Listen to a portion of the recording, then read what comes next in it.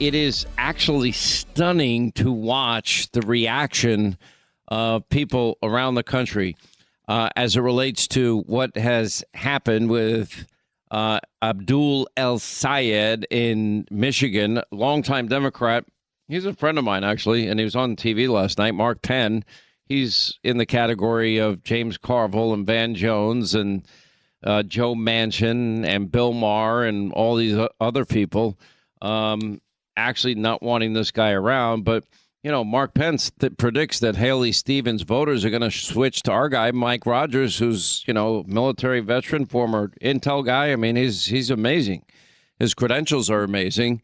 But anyway, Penn told Fox News the question is whether or not a lot of the moderate Democrats who are for Stevens will say, I just won't go there. I will defect from my party.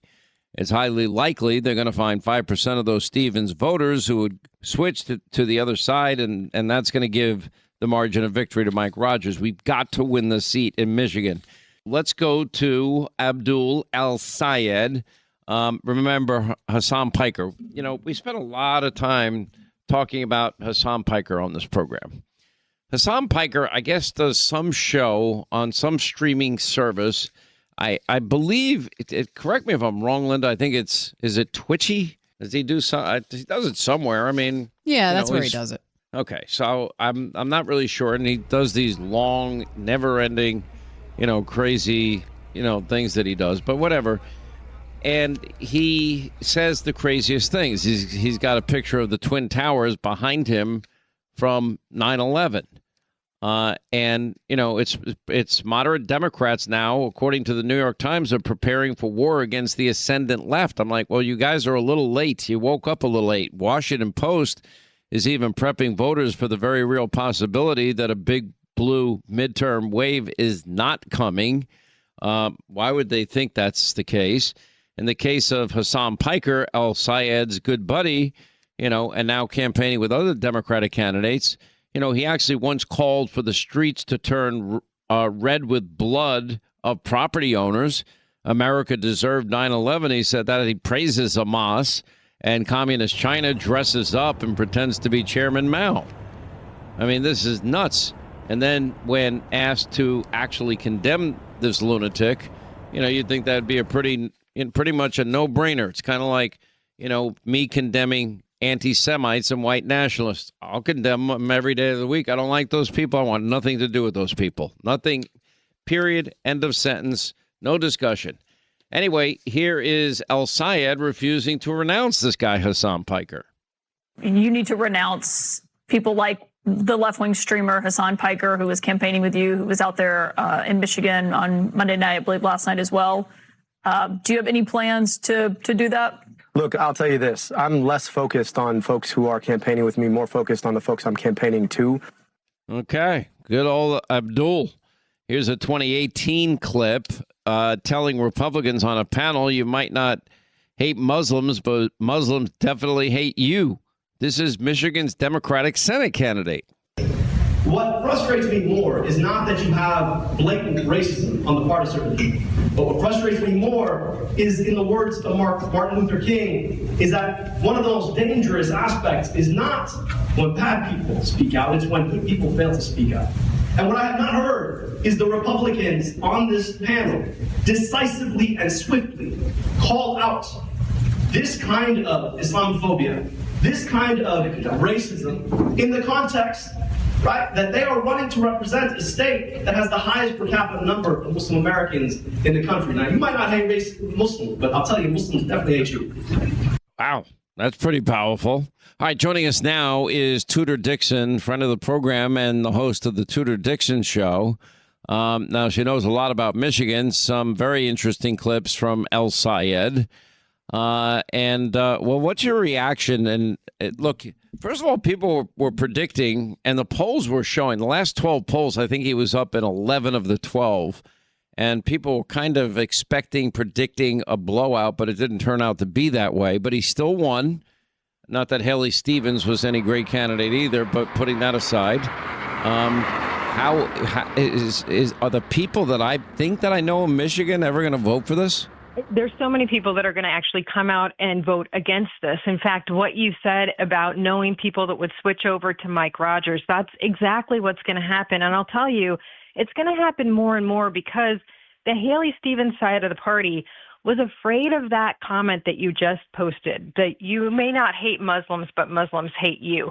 They are so afraid of being accused of Islamophobia, being accused of not embracing this culture, that they would not tell the truth about Abdul. And the truth about Abdul is that he is not a Muslim American. He is involved with some very bad people because, tell me, why would today the Muslim Brotherhood official website have on their front page, congratulations to Abdul El-Sayed for, quote, conquering the Zionists? The Muslim Brotherhood is anti-American. It has been deemed a terrorist organization, and they have on the front page of their website today a congratulations to Abdul El-Sayed. That, to me, should be terrifying to the American people. But just even what you played just there about Mackinac Island, it's one of our most beautiful landmarks here in the state of Michigan. Everyone loves it. So many families have summer vacation memories from Mackinac Island, and he walks on that island with disdain. And remember, at that point, he was running for governor, which is why he was talking about the summer home and saying how awful it would be if he won and had to have a summer home on Mackinac Island. What an insult to everybody in northern Michigan. What do you make? He won't condemn his good buddy Hassan Piker that previously called for the streets to turn red with blood. The blood of property owners. America deserved 9/11, praising Hamas, praising communist China, dressing up as Chairman Mao. I mean, this guy was out on the campaign trail with him. Never mind the fact that it didn't seem to pay off that Grandpa Bernie Sanders and AOC were in Detroit, the weekend before the election, campaigning in Detroit, where a big, huge block of votes are. Haley Stevens outperformed big time in this heavily populated area.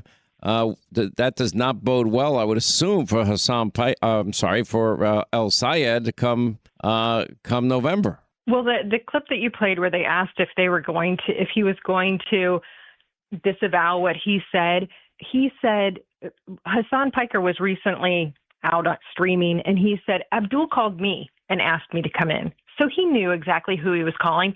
He knew that this was a guy who said, let the streets run red with the blood of capitalists. They are socialists. They've come out and said it. Abdul is trying to play like he's not. But it's this guy. Remember, Hassan Piker is a birthright citizenship baby. His parents are not U.S. citizens. They came to New Jersey. They had a baby. They went back and raised him in Turkey. Now, in his 20s, he's here trying to mess up our elections. It's exactly what we said is the problem with birthright citizenship. This guy is a bad guy. He doesn't talk about Americans as though he is one, because he's not. He'll say, Americans think this and Americans think that. People mistakenly believe that he is also an American. He is here to just disrupt. And Abdul has welcomed him into the state of Michigan. And people are not going to be fooled by this guy. And how could you accept anybody? How could you campaign with anybody who says this about 9/11? The Michigan people will not accept this. However, some people have been manipulated into believing this is okay because they've been told so long that if you are against somebody who has a certain last name or a certain culture, then you are a phobic of some sort. But you can actually be against people who are against you. And that's what we're seeing here. Anybody who is accepting an attack on the United States of America is against us. And anybody who decides to ask that person to come in and campaign with them is against us. And we are allowed to say that. We are allowed to scream that from the rooftops. And it absolutely should have been done by Haley Stevens. She was too afraid. Mike Rogers now falls into the category of having to tell the truth about Abdul El-Sayed and end his runs for office for good. He should never be elected to office. Remember, he's already had a public administration role for many years in Wayne County as the head of the Wayne County Health Department. Every year he has been the head of the Wayne County Health Department. the outcomes for Wayne County, the health outcomes are the worst in the state. So he doesn't even do a good job at his own job. What he's been doing has been a complete failure. And that's probably why he didn't win Wayne County, his own county where he worked. All right, we continue our final moments with Tudor Dixon. I know a lot of people, including the president, said, okay, we'll take on the radical extremists. And, okay, some people would argue they got what they wanted, a crazy person with extremist views, another DSA member. The problem that I'm seeing, Tudor, is if since 2019, 250 DSA candidates have won. What I fear is that people will take this for granted. What I fear is people will not understand the urgency of what the agenda is of the DSA, to eliminate the Senate and the presidency and judiciary and amnesty for illegals and abolish all borders and end all deportations and abolish ICE and defund the Department of War. Then, of course, establish cash bail and abolish prisons, police. They want public ownership of corporations. And then, of course, their precious womb to the tomb, cradle to grave, New Green Deal. What is the New Green Deal? That guarantees universal income, government guaranteed jobs, guaranteed income, guaranteed housing, guaranteed childcare, guaranteed grocery stores, guaranteed government healthy food. It's Marxism is what it is. I mean, to be blunt. It is. And what a blessing that you are saying this. I mean, you get it in a way most people don't. They're not talking about this because we've seen it in New York City where they took over some of these Democrat seats.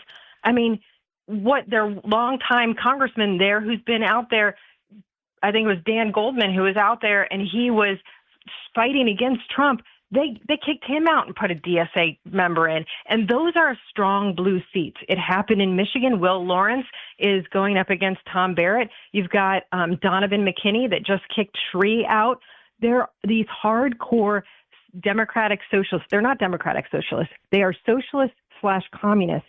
They are running as Democrats. And you made this point earlier, which was also so keen, is that the Democrats didn't realize it was happening. It was like they were so focused on Trump, they were not watching what was happening in their own party. And they have allowed these people on the ticket under their name. And that's what James Carville got so mad about. He was like, don't run at my party. Well, it's Carville. And Bernie Sanders is now telling him to take a hike and start his own party. It's Bill Maher. I mean, Joe Manchin is now speaking out. The only elected official, though, is John Fetterman, which is interesting. But then Mark Penn and Van Jones and to a certain extent David Axelrod see the danger in all of this. Let me ask you about John James. I've always been a fan of John James. I'd love to see John James become your governor. John James will be a phenomenal governor. He's going to have a tough race against Jocelyn Benson. But honestly, I think it's going to be a very interesting year in Michigan because we have straight ticket voting and Abdul is going to turn a lot of Democrats off. They're just not even going to come out or they're going to switch over and they're going to vote for Mike Rogers. And that means less votes for Jocelyn Benson.